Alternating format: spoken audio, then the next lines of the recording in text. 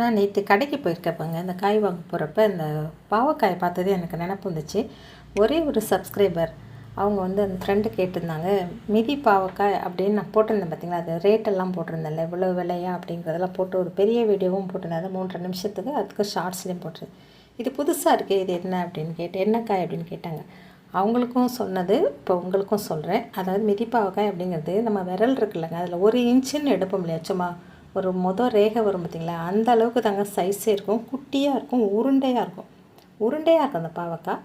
அதுக்கு பிறகு அது ரொம்ப பெருசாக வராது, அதுக்குள்ளேயே அது எடுத்துருவாங்க. அது பெருத்தாலும் அந்த உருண்டை சைஸில் தான் இருக்கும். ஒரு சிலது மட்டும் லைட்டாக நீளமாக இருக்கும். இந்த பாவக்காயை பார்த்ததே எனக்கு அது உங்களுக்கு சொல்லணும் போல இருந்துச்சு. அது எல்லா ஊர்லேயும் நிறையா கிடைக்காதுங்க. எங்கள் ஊர்லேயுமே கிடைக்கிது அப்படின்னா அதிகமாக கிடைக்காது, ரேட்டு அதுதான். என் பொண்ணு கூட சொன்னாப்புல, வீடியோவில் அதை சொல்லிவிடுங்கம்மா, அது ரேட் வந்து ரொம்ப ஜாஸ்தி, அது நிறைய இடங்களில் கிடைக்காது. ஆனால் எங்கள் ஊரில் அப்பப்போ சொல்லி வச்சுருவோம் நாங்கள், கடையில் வந்துச்சுன்னா எங்களுக்கு ஃபோன் பண்ணி சொல்லிவிடுங்க அப்படின்னு ரெகுலராக சொல்லி வைக்கிறதால அது கிடைக்கும்.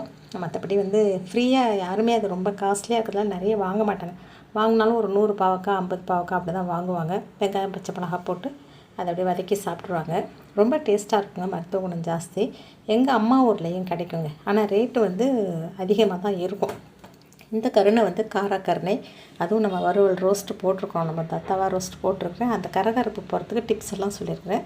இந்த வீடியோ பிடிச்சிருந்தா சப்ஸ்கிரைப் பண்ணுங்கள், லைக் பண்ணுங்கள், ஷேர் பண்ணுங்கள். காய் கடைக்கு போகிறப்ப இந்த பாவக்காய் அழகாக அடுக்கியிருந்ததையும் பார்த்தேன்.